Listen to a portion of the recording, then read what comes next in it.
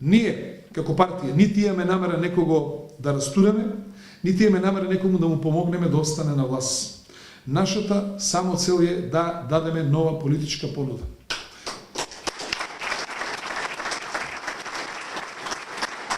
Ова е добро и за двете други политички партии. Не може ВМРО ДПМН да смета дека му ја зема мерката на СДСМ и ќе си го победува стално, а СДСМ да мисли дека конечно граѓаните ќе се уморат и еднаш ќе им го дадат довербата, ќе им ја дадат нив. Еве им го гром сега, па да видиме дали тоа ќе биде така.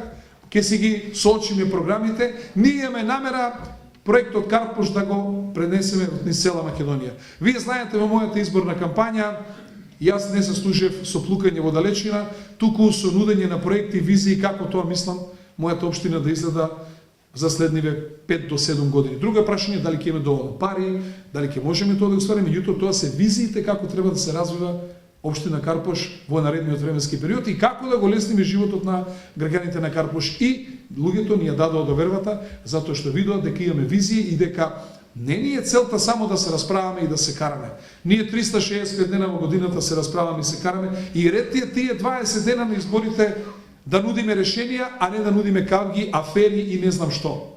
Ако сакате да учествувате, да земеме учество во власт, ако сакате бидете членови на парламентарна партија, јас ве повикувам да не поддржите. Ако сакате да бидете опозиција, тоа место е резервирано за Социјалдемократскиот сојуз. Што би рекле вие за мене да ви речам правам партија и ќе бидеме опозиција? Кој ќе дојде со мене?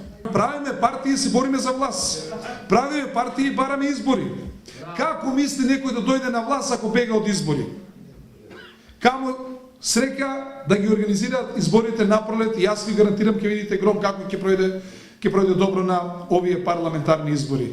Опозицијата, тоа е задачата, да настојува на секаков начин да ја рони власт и да секогаш и биде за петици. Со бегање од избори не се добива власт.